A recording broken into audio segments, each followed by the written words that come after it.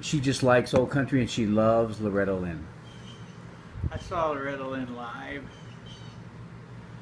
at Mystic Lake a few years ago. Did you? Yeah, it was really good. I read a story, or heard a story about her. We were talking about Angie, and this kind of reminded me of the story that Loretta had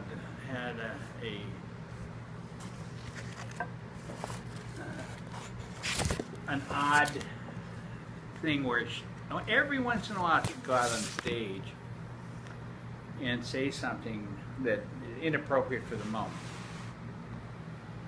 And this time, he was a guitar player or a drummer for her for a while, and he said he saw her before the show, and this wasn't the Mystic Lake show, but this night she went out and said, "I'd like to welcome you all and all my Christian friends and that worship Jesus and the rest of you that are going to hell." Who said that? Loretta Lynn. Oh my goodness. And she walked on stage and said that. That was her opening remark. When I saw her at Mystic Lake, it was like, thank you all for coming in. And here's a song that... Yeah, she didn't do that. No. Do you think I didn't know about that. Would you classify her as one of those extremist Christians then? No. All right. Hey, one thing I wanted to see what you Fred Phelps. your memories of Gino. Like what? I what do mean, you want to know? I mean, did you like him? I loved him. I thought he was a wonderful man. I remember you and him getting in a fight. Were you there that night? Yeah, I watched it. A fist fight? Yeah. Oh God. In the projects. I think you got the better of him, but I think he ended up winning. No, he did not. When the police came, I had him in a headlock and I was ramming his head into the door jamb. How come? Because, well, at Did that you not time, like him? I did not like him one bit. Ever? And, no. I came to appreciate what he did. But, I was old enough to be resentful of some guy coming in taking over. And then bossing you around. This particular night, I had been at, a week before, I had been to the Armory at a music thing, and some guy was there in a uniform, and I said, do you know Gino? He said, sure. I said, well, that's my mom's boyfriend. And apparently, that Friday night when we got in the fight, they'd been down the wagon drinking, and this guy was there and told them, hey, I ran into Fran's son, and he said, you were, well, what did he say? He said, you were his boyfriend. Well, apparently Mom took offense to that I would say that. That you were a boyfriend? Yeah, that Oh. So, I was just like trying to ingratiate myself with the dude, right? Sure. And so a week later, I'm laying on the couch, and I'm on probation, and I've got to be over at Holman Field in St. Paul in the morning to do this flight school that they had this special group of us, an experimental probation group, do. And I had to get up at like 6 and catch a bus, go downtown to the courthouse, and meet the van there to go over to Holman Field with the rest of the folks. And they didn't wait, So I'm laying on the couch, asleep, and they come in 10:30, 11. I would say they were tight. Yes, slightly. And your mom starts yelling at me. Who do you think you are talking about me to some stranger? And I said, hey, shut up and leave me alone. Which was not something I should have said to my mother, but I'm trying to sleep here. Just leave me alone. Gino said, Dad, I've had it with you. I pay the bills around here. I don't know if you heard that part. Well, I might have heard of it. I don't remember. You're gonna, and he pulled me up Stuck on you. and I was like, Are you "You're putting kidding? your hands on me?" And he took a swing, and he missed, and I bashed him right in the mouth, and he started bleeding. Oh God. And mothers probably started screaming. Oh yeah, and she was calling the police. And how old were you? Probably 16. And I thought I was working him over, and you know, and he was bigger than me and Yeah. strong, but he was drunk. Yeah. You know, and so I wasn't thinking of that. I was just thinking, I'm mad. I'm going to hit this guy.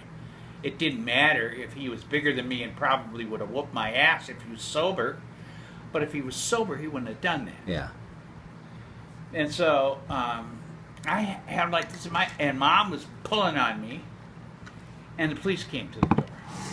And I said, "Okay, what's going on?" My mother's just screaming, "Take me out and put me in the squad car." And I'm sitting there thinking, "Shit, I'm gonna go to jail. Maybe they'll wake me up and take me to the probation thing." Out of the jail, because you know it's right there. They'll know I'm in there, and maybe get me out. And so that's kind of what I'm thinking in the car, and I'm back in the police car. And I'm just thinking, once you get in the back, you don't get out. And I see the cops talking to those two, and come back, and they talk to me, and I tell my sons that are just sleeping. They came in. You're drunk. He picked me up and off the couch and was, you know, physical with me. I punched him in the mouth. And you saw what I had when, well, that's not how I put it. I'm sure I was blithering. So I didn't know what to do. So That bastard. and he was trying to beat me up, and I'm just. Anyway, so the long and short of it is that after they talked to all of us, the police opened the car door and said, "Get out, go in the house." I go in the house, and they're standing there. Mom and Gino are real quiet. And the guy said, "Okay, this is it. If we come back to this house, you two are going to jail." Pointing at Mom and Gino. Oh shit. You go back to sleep. And you know, I told him I was on probation, and then I had this thing in the morning. And you know, in the morning, I got up before they woke up and left. And nobody ever said anything about it after that. Yeah, well, that's typical. Yeah. Yeah, especially. I mean, they back didn't. then. Gino wasn't.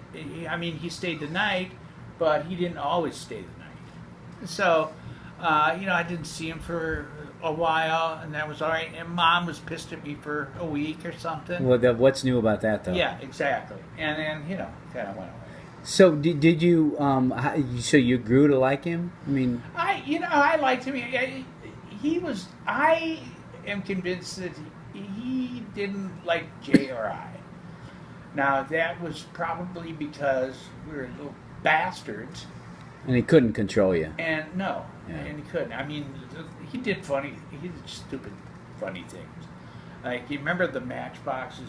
Get your high school diploma. He gave us each one. We both quit school and stuff, and we were like, look at each other like, what the fuck? This is when we're on bed now. And I was working for the park board. I had got a job with Lyle, but for a few months, but got fired because I was a lazy son of a bitch and couldn't do the work right. I just, didn't take to. You're Lyle? Yeah, Sorry. I didn't take to that kind of work, not that much, and so one day I just got up and went over to the university. I found out where you could take a GED test. I went over to the university in one of the halls over there. It's an older building. And I said, "Can I do this?" And they said, "Sure." And I took it. You just They tested. said, "Well, it. don't you want to take some courses first?" I said, "No, I'll just take it." And I passed, and they sent me the certificate. And then things were okay. Things were okay. But I was always kind of like, I'd help him. He'd help me if I asked. We were kind of polite to one another, Yeah. I guess, but not always. One time, Dean was there, and they invited him to stay for dinner, and he did. And Gino said, "Grace, I'm sure you were at the table." And so he was like this, and something happened that was kind of funny just about that time, and Dean and I kind of smiled at each other, and Gino gave me this like, "You little shit" look, and I was like, and Dean did too. I mean, it was kind of like we were not making fun of Grace, you know. Yeah. Well, But you know, he thought we were, and so he shot me the look, and then dinner went on, and everything was fine. But little things like that. But when you know, when I was dating Cindy and we were going out, and I was a happy kid then. I mean, I was happy to have her as my girlfriend, and I loved being with her. I loved talking to her and stuff, and And you I were getting became. some. It took a while, but yeah. Eventually, she gave it up.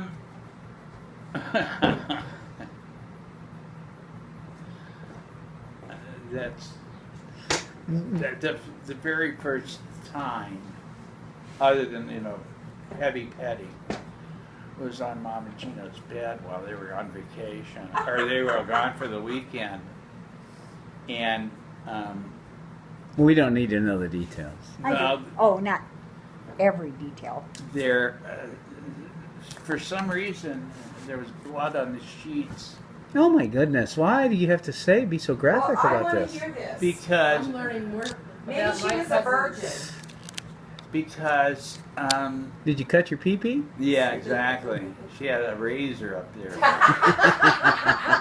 Her mom had put in as soon as she started going out with me. And Cindy sees this, and it was a great time for me anyway.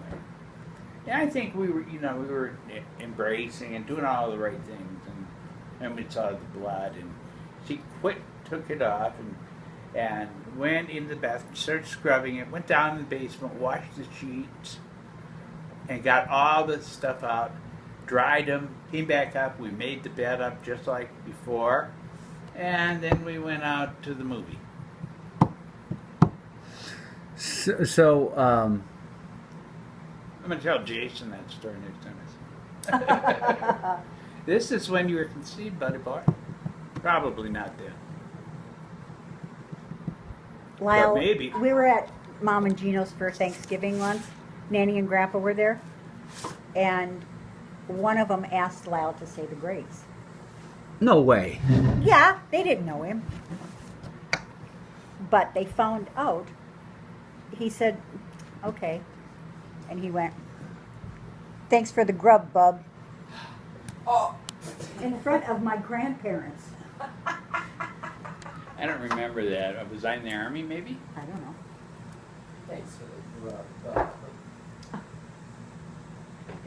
Oh my goodness. I would go up, and after I moved out, we got along a whole lot better. I'd go up there, and he gave me a TV. It had been in the den there, the brown kind Yeah. of. The one that looked like it was in a suitcase. Yeah, Yeah. yeah. And so I took it to our apartment. It was black and white, but we didn't, so we used that until it broke down. And there were many instances of little kindnesses and good things that I don't remember because. But I do remember that I was really sad. And when he was in the hospital the very last time I went up and visited him alone and told him how much I did really appreciate what he did for our family and for us, and that I was sorry about anything I'd done. You know, the general. I'm sorry if I offended anybody. And had you in a headlock. How did he react? He started crying. Oh. On the other hand, he was laying in the hospital bed with esophageal cancer on his way to heaven, you know, it just, and then that, of course, that started me crying. And this, of course, is starting Started me Susan crying. And then, well, then he went, you know, they got the hospice thing up, and he came home. He was there, and I was over there all the time. I think you were you were down here. I went up and shoveled snow. Good son. You're a good And then son. I died in, well, yeah, it was the winter. March, whatever. March. Died at Palm Sunday. Yeah. And I'd shovel snow and do stuff, and he had to retire from the National Guard, but he was sick, and he said they want my equipment, my duffel bag and stuff, and I remembered how to pack one, and I said, okay, let's, you know, I helped him inventory the stuff because he was kind of sitting in bed, sitting up, and I said, okay, do we have this? And he tells me where it is, and they're the entrenching tool. And I said, well, you got two of them here, and he said, well, you take the good one if you want. And I said, well, you know, I really don't have any use for an entrenching tool down at the courthouse or in law school. I was in law school, and so. And I was living in that little apartment across from Lauren Park. I probably should have stayed in. If I had learned how to save any money, I'd be a rich guy today. But it was always cold in that apartment, so you know, I was happy to move back home, back to the house after Mom married Scotty and moved out of the lake. And I got all the stuff together and put it in the duffel bag, the big duffel, and took it down and turned it in. Or somebody came and got it or something. Thank you. But did stuff like that and helped Mom and him out a bit. And we were all there when he passed away. And don't get mad at me for this, but I happened to be in the room, and Chuck and that guy from Texas, Eddie Foster? Eddie, were in there, and we're standing there. Why would I get mad? Is this a religious thing again? I'll tell you. Yes, it is. Here's the deal. Eddie feels his pulse and says he's gone. He stopped breathing. He said he's gone. Chuck starts crying, but kneels down and takes out a rosary and starts saying a rosary. When Gino died? Yeah, at the bed. But he wasn't dead then. Yeah, he was. No, because there were more people around than you three. No, I know they were. Father Landry was there. But Chuck started the rosary because Okay, he so was then? gone. Was he? Yes, because they called and a cop I knew came to the house. No, I know all that, but was he Well- gone at that point? Yeah, because the Undertaker came and got him that evening. So. Yeah, no, I mean when Eddie said he's gone. Was he gone? I believed him. Yeah. So yeah, and so start saying the rosary. So I'm down on my knees and I'm going, what? Why did I run out? I don't want to say a rosary. It's too long, but I stayed there and said the whole thing with him. But it's kind of. You could have gotten Thinking- up to leave. Huh? That's okay. You could have gotten up and left. I thought it would be insulting to Chuck and Father Landry and everybody else, and I didn't want to do that. I liked Chuck so much.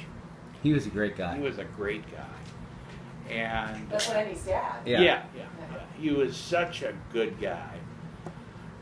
Did you like Bernice? Yes, Grandma Grape. Yeah. she was great. She was great.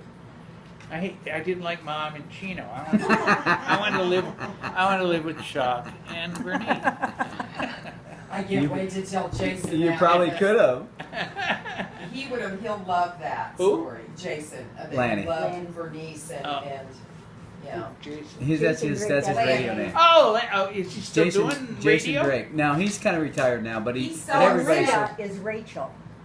everybody still No. calls him Goes by Jason. second They name. were on the radio together in Atchison, Kansas. Who was? Jason and Lanny and Linda. Linda as Oh. Jason Drake, which at Gino's funeral you kind of made fun of his name because shouldn't it be Jason Mallard or whatever.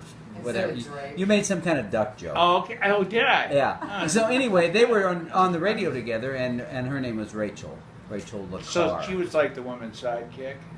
Yeah, but no, actually, she was. She's so good. He's really good on the radio. I mean, he's awesome. Mm-hmm.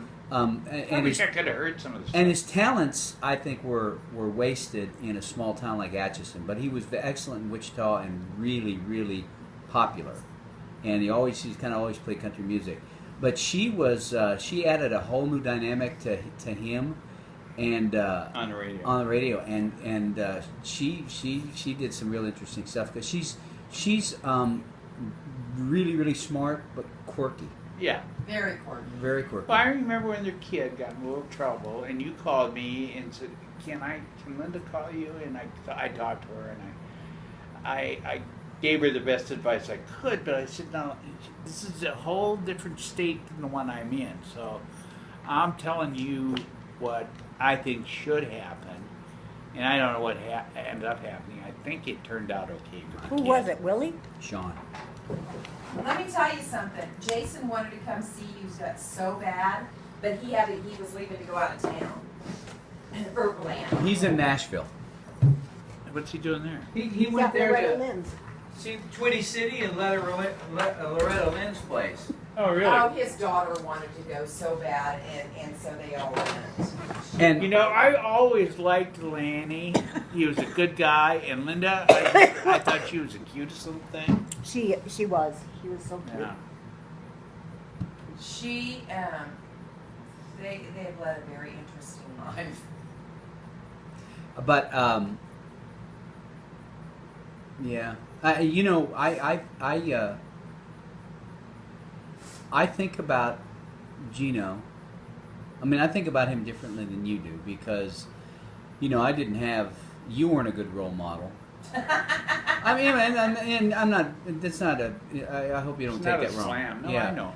I know I wasn't. I mean, And I didn't have anybody to look at or to follow, and Lanny was my role model. I met him when I was 12, and I was really impressionable at that point, and I think I might have I heard said you say last night that. he taught me my work ethic and how to And that pay was bills. from Chuck. Yeah, yeah, how to pay bills, but Chuck taught me how to cheat on income tax. He would do my taxes, and I would say, "How much do I get out of here?" But I'd always get a nice refund. You know, it's like, this is cool. well, anyway, so I was just so I've known them for 48 years. Sure. And there was a time when we were real close, obviously, before I married Angie, and then there was a time where we didn't spend much time together, and then we got back together a little bit, and so it's. Where's he living now? He lives over in Lawrence. Oh, okay. Yeah, Oh, that's cool. yeah, So you're close enough that you yeah. can see In him fact, a lot. they came over a couple And weeks ago. you know when you came up, I think the last time and ate my cookies, Yes, you brought Lanny up to see. Sean. Sean. Oh, it's Sean. Yeah. Okay. Sean lives in Woodbury. And I kind of thought, well, I'd like to see Lanny. I haven't seen him in a Yeah, while. Really? He was wanting He to see said, you I want to too. drive over and see Joel. And he said, yeah, I'm going to be leaving on Thursday. And so but they're great. I mean, There was a time, I mean, Kevin's much closer to Rachel than he is to Jason. Are you? Yeah, yeah. Well, I don't think I'm. It's a different kind of close. yeah. I mean, I would tell either of them anything, everything, but you know, she was, again, no offense to anybody, but she's like my first mother, or not my first mother, my mother, at when I was 12. But then she's like a sister, Mhm. and then she became a friend. So she's all those things kind of wrapped up into one. And I could tell her anything or talk to her about almost anything. That's nice. Well, there are people that you can do that to, like, as far as my friends who I call it intimate conversation, and that's obviously not sexual when I'm trying to make it I know so exactly you what you don't said. misunderstand, but you can be intimate with people, and that's what you are with Yes. Rachel and Randy or whatever his name is. Jason. Yeah. Rachel and Randy. Although that Let's would call have him been Lamb. that would have been a good duo name. Randy and Rachel. Yeah. Anyway, Dean is the guy I can tell anything in Yeah. the world. We. I'm sure you keep secrets of your own forever, Yeah. and everybody does. And so I don't share. And Dee's the other side now, and she always was, and she was always there, except when she left me and took up with Rick and married him. And Did that break your heart? oh yeah, of course, that was like the biggest heartbreak of my life. Was it? Oh yeah, absolutely. I'm surprised that you guys got back and got to be such good friends. That's because Joel's got such a forgiving nature. It doesn't surprise me. Every girl that I ever went out with that either broke up with me or I kind of walked away with, I've never told a girl, sorry, I don't want to see you anymore, and just stopped calling. I agree Which is with you really on kind of the an same way. asshole thing to do. But I would see them somewhere, and Jeannie is another example. I'm not as intimate with her with my information, but we're very close friends, even though we don't see each other as much. Do you want to hear a terrible thing I did? Okay. I went to a Christmas party, a Larco Christmas party, and Angie was working there at the beer distributorship. And And wait, I- were you with Angie at the time? No. Oh, because And I thought you were with her, and you were going to confess that you went in the No. Xerox room with some chick. No. What happened was I took a girl to this party. And then I ended up not even driving her home. Oh, I because you remember that. started Yeah. talking to Angie? I stayed, and she had a date too, and he left. Maybe they were left together. With your date? I don't Do you know. remember who you took? No. I mean, I know she worked for IBM, and she's really cute, but for some reason I wasn't. I was kind of more interested in her. There's What a certainly shock. you He can go never out with acted some like it. people, and nobody's ever said, no girl I ever went out with except for one has ever said bad things about me or But hated I me. got a feeling if this girl remembers me and remembers that time, she got nothing good to say. Yeah. You were kind of a dick back then, a little bit. I think I was. I was a little full of Yeah. myself.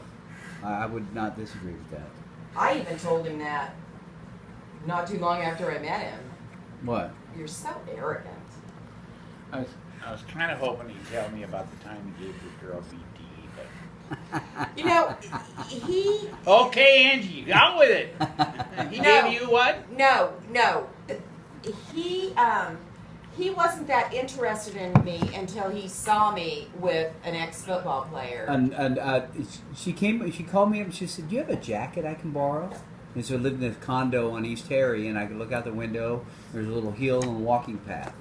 And I said, "Sure." And come on I down. lived She in lived in an the same apartment too with 4 cul-de-sac. girls. So she walked down to the house and got the jacket, and she put it on, and she said, "Okay, thank you, see ya." And I'm sitting watching TV and looking out the window, and here she walks by with this guy, a former football player for Notre Dame. I mean, it's a big He's time. huge. Do you remember his name? Steve Sitchy. Steve Sitchy, big time football guy, and real handsome. I mean, he looked better than I did, and And I he thought was I real looked pretty. full of himself too. I thought I looked pretty good. Probably more. But Those Notre Dame so guys after are that, assholes. I just thought to myself, He oh, saw me walking. I He thought- said he. Wait, said was he wearing? I Was was the guy his- wearing the coat? Or No, you I were? was. Okay. And we walked, and I think we were holding hands and walking stuff. And Kevin never really showed me a whole lot of interest. But that night he called. What are you doing? what's going on? Later in the night, he called. What are you doing? What's going on? And he's being real sweet and everything. And he said when he looked up and he saw me out there, he got a little sick to his stomach. He said, I kind of got sick to my stomach. I thought, oh yeah, that's right, buddy. Because you I want, never you want had all the- of this. Yeah. You want a piece of me, don't you, baby? That's I what she said. never, Oh, sorry. I never That didn't work, approached did a it? woman That that was so way. good. I was Never way said it out shy with girls. Some And girls so I like was that. afraid of rejection all the time. So I would never come out and say, you know, you just fill Yeah. me. You know, I look at you and I just kind of move next to him and be nice and stuff, and all What of you a sudden doing, you we're creepy kissing perv? and stuff. And they're kissing back, so it's like, okay, Yeah. I'm good. I was. So what are you doing Saturday? Let's do, and then goes on. And you know, Jeannie is a regret of my life. I should have been. This was during that time that Jay. No, this was after that. But I had not stopped being a user This was after what? after Jay had gone to prison. Oh, I stopped for a long time after that, but I got back into it for a couple of years. Jeannie didn't want any part of that with you, did she? Who? Jeannie. No, she didn't know. I kept it secret from her. But all of a sudden, you know, I wasn't calling all the time. And we had a fight on the phone, and I hung up, and I realized that, you know, I'm making a choice here, and I knew it, and I was aware of the wrong choice that I was making at the time. And she was one of the three real loves of my life. You know? And you know, if you ever saw A Bronx Tale, No. with Oh. Chaz Palminteri. Oh yeah. You had three, you know, Yeah. okay. Her and who else? Dee Dee Dee Dee. Yeah. and Cindy. Okay. And Not- she's the one that Not Sharon. no, but Becca is like the best. Yeah. Yeah. That relationship. We have Jason Lanny had recorded some holiday at Chuck's house, and this was after I think Gino had passed away, and so it might have been that Easter, the week later. I don't know, but Fran was drunk. Really? No. Yeah, and Come on. and she was talking about and he. I don't know if he still has this anywhere, but I heard it, and she was talking about you and Sharon. And of course, she's always been partial to making sure everybody knew how she supported the minority people and all that stuff, and it was Well, a badge she told of us when we were little. Just a little aside. When we were little, nigger was not a word we could use in our home. yeah. I mean, good for her. any- Yeah, Or good for any her. racial slur. Yeah, Yeah. So she said, and by the way, don't say that again. You when you say that, you need to say the N word, because everybody knows that you don't need to say the real word. Well, Jeff called me that in front of the trash men that were picking up our Yeah, right. trash in the backyard, and Jeff and I were out there, and I did something to Jeff, you know, not bad, but To annoy him. Don't say it. and he says he's you N-word to me, and I look over at these guys, and I don't know if they heard it or not. They ignored it, and I went and told on him. Well, so And Mom came out, Oh, took God. Jeff over to the guys, and said, "You apologize." And Oh my they God! said, And "For they what?" didn't even know what Yeah. that he had said it. He said it. He shouted it. Oh. I'm sure pretty they heard they it, probably did. And Jeff didn't know. You know, it's like you know, the word "kike" was bandied about all the time, and I didn't know what it was. I didn't know that it was a slur against Jews. I didn't know what a Jew was, except the insidious Jews that crucified Jesus. And you learned that in Catholic school. Yeah, that's not, that's out That's of the that's a whole liturgy. different- It's out yeah. of the whole thing now. Yeah. But they So anyway, on this tape, she's Oh, I'm sorry. on this tape she's talking, and she just kind of, I don't know what was said before or leading up right to it, but she said, "Sharon is Joel's lady."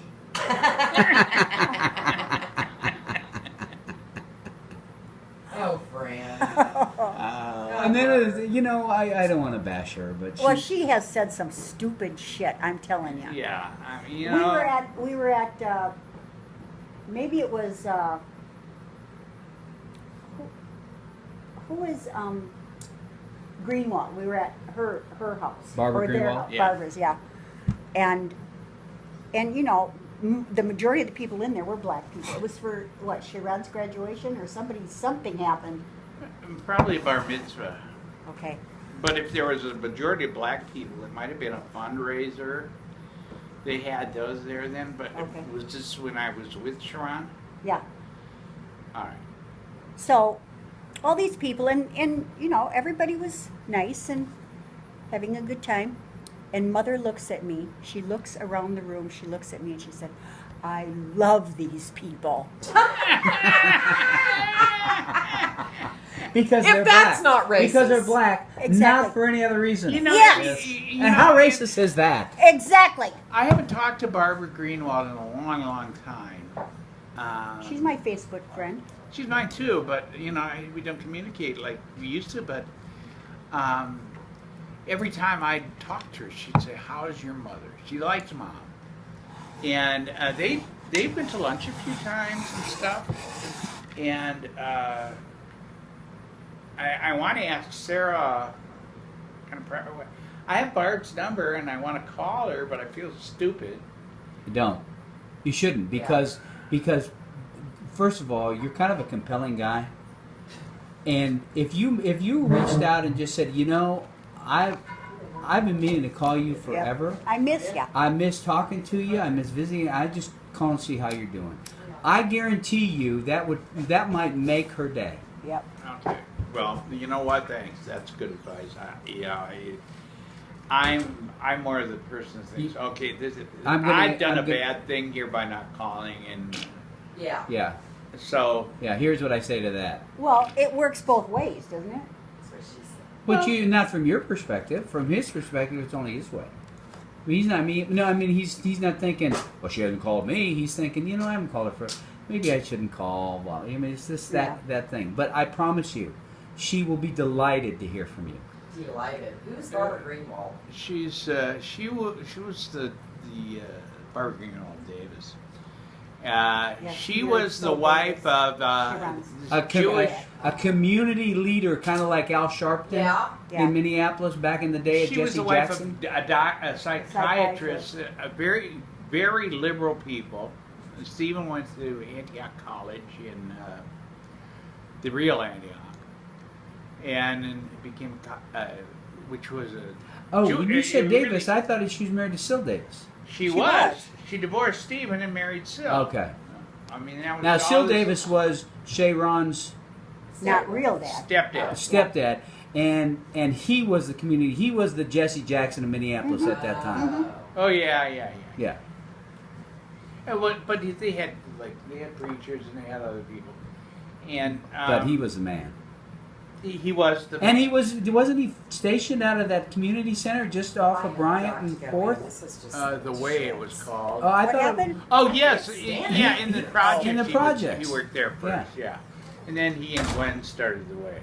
Yeah, when Jeffrey was walking around, he walked in somebody's house and stuff, and Sil came over and talked to Mom about it. You know, you got it. These people kind of get afraid, and I don't know how, but she was pissed off about it because you know, back on 39th Avenue, Jeffrey could walk into anybody's house And did. you know, can I have a cookie? Yeah. But there was a whole different, you know, Yeah. thing up there, Yeah. a different dynamic completely. And it was, I do remember that. And he and I actually talked about that one time. I don't remember the entire conversation. You and Sil Davis? Yeah. And I really He liked seemed like Sil. a nice guy. He really was, was. a good, gentle guy. And he wasn't a radical. I mean, I think he might have No, been. Gwen was more vociferous and loud and aggressive. in your and face, yes. And he was quietly, you know, He was more diplomatic about what he yeah, wanted yeah, to get. But he was, you know, like he was on the target at the police stations there. I mean, they were real.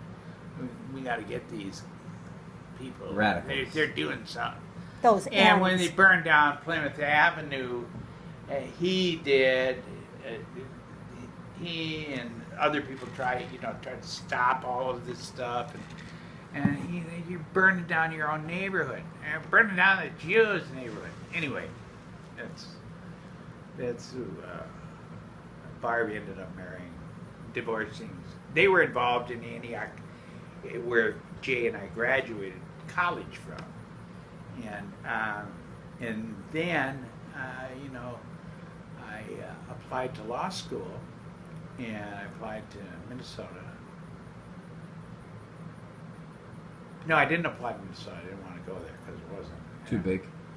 Well, it wasn't. I couldn't work and go to Minnesota. And you could send your LSATs to 3 schools. So Hamlin was a new law school that just started, and I thought, well, I'll try to get into there and see if that, because I knew the guy that started it, Dick Oaks, and I thought, I could go and charm him, and if I have to.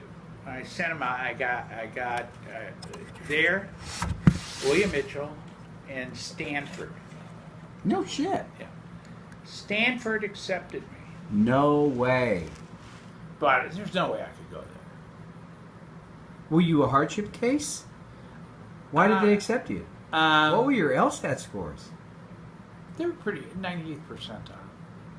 Are you kidding me? No. So you're pretty bright.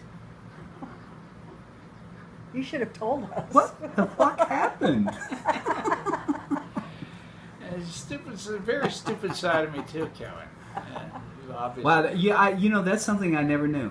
I never knew you applied to Stanford Law School I and were didn't either. accepted. And Hamlin turned me down. I went over to talk to Dick Oaks, and he says the only reason we did is because you didn't do this. They had not a program, but a thing where most law schools you send your grades and your.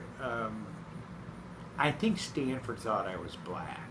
Even though my because I granted from Antioch, Minneapolis community, and they knew what Antioch Oh College was. my It was goodness! a Well, highly don't tell regarded, don't tell anybody that ever again. highly Just leave that part out.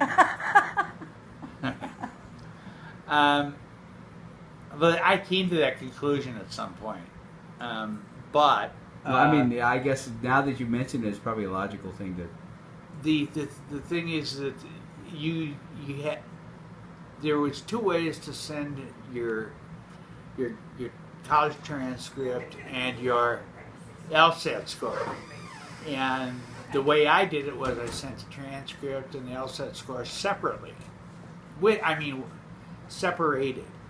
They wanted they would take your grades and put them together with the LSAT and come out with a formula. They had a formula that they relied on. He said, well, you know, you have to do this, and he said, we need to have that. And I said, well, they didn't give grades. It was pass-fail. It's like, you know, a lot of Eastern schools do that, and Antioch and Yellow Springs does that. Well, Newman- the schools and- in Minneapolis do it. Newman, when I went to Newman University in Wichita, they did that for the first 2 years, and, Yeah. then after they went to letter grades. Yeah. So then he said, well, why don't you do that? And so then I had to go to everybody And say, what would at this be? Antioch and say, what would you grade me? And you know, they so gave me, and he said, some of the people weren't there teaching anymore. So Dick, Gwen, and Jerry, and people would write my grade. And I actually thought I did okay there. And so I did that, and I got a letter from William Mitchell that said, you know, at this point it wasn't an outright, you know, we're very sorry you're not accepted. It was a kind of on the fence thing, and I decided I'm going over there and I'm going to talk to the dean of admissions, who was a guy named Davies, Jack Davies, who was a state legislator and responsible for the no-fault insurance law in Minnesota. And so a lot of lawyers hated him. And I had the same attitude because some of my friends, the lawyers that I knew and were friendly with that were PI lawyers, hated Jack Davies. And so I decided to hate him too, but he was the dean of admissions, and I went over and talked to him. He said, well, I can't even see this in the book of schools. You know, it says Antioch, but you got Minneapolis Community here. I don't see that in the accredited colleges. And I said, it's in there. And I said, can I have the book? And I opened it up, and I went down, and I found it. I said, here it is right here. And he kind of smiled. He said, oh, yes. He said, your LSAT score is very good. He said, you know, we sent those letters out to certain people. They thought I was black. And we wanted to see what the reaction was. And we kind of wanted them to come over and Make their case. Their case. And you've made a very good case for yourself, and I'm going to let you in. Awesome. And so, the deal is that, you know, I spent 4 years in law school, which were the, best 4 years of my life, as far as I'm concerned. Well, don't be sorry. They were just, I mean, I wasn't making tons of money, but I was so happy. You know, I was with Dee Dee, and I had friends in law school. I had friends at the courthouse. I was doing well. I was just beyond. I thought, What year was this? This was 75. I got admitted, and I graduated in 79. And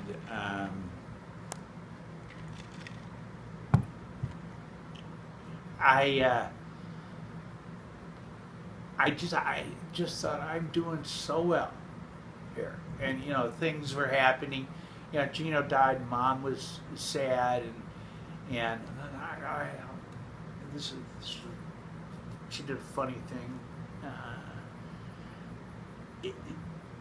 It was just the greatest, and I spent like the first 3 years, you know, still despising Jack Davies, and all of a sudden I'm going, why do this guy let me in school where I'm just so, I don't hate him, he's the greatest. And I never got a chance to tell him that. I think he might have died. I haven't kept track. If he's alive, I'm going to write him a letter when I get home. I think that's I've decided that when I want to tell people, and I kind of since decided this, I've decided this since I've had my seizure. that I want to tell people I know and appreciate, and the things that I think about them and feel about them, and especially the ones that have impacted my life. I want to tell them. Uh-huh. I I would love to do that. I I would don't- love to. you do can that. do it. I can. I'll cry. Well, it doesn't matter. Yes, it does. I don't want to cry through. It doesn't matter. I might cry Well, too. you know, but I- if you feel that way, you just I ought to did, do it. I did that with Bobby Simpkins. I said, I've had a lot of friends, and you're a good friend of mine. I said, but I want you to know how much I appreciate you, and you coming to the hospital when I was there, and I was getting kind of maudlin. He said, well, I didn't have anything else to do. I kept the thing on. Well, that's And I told you that's the your stories about his brother. Yeah, And he's funny, and I love the guy. He's a good friend. He's my closest friend from law school. And I'm sure he has closer friends because we just get together every once in a while, and we always have a good time together. But I wanted to tell you this little Fran anecdote. I was living in a Texts. cold apartment on Loring Park, and So she met Gino. I mean, she met Scotty. Finish your story before you start texting there, Andrew. no, Gino had died. Yeah. I was still living in the apartment, and it's Chelsea. I'll just have to call her. I am there. Cold. Dee Dee's there. We've got the oven open and on. It's called. The phone rings. It's Fran. Bombed at Ray and Mira's. Yeah. I saw that it was 10 below zero there, and I'm out on Ray and Muriel's pool deck, and I just got out of the pool. I want you to know it's 85 degrees out here. And I just looked at the phone, I was shivering, and I said, fuck you, Mom. You did not. Yes, I did.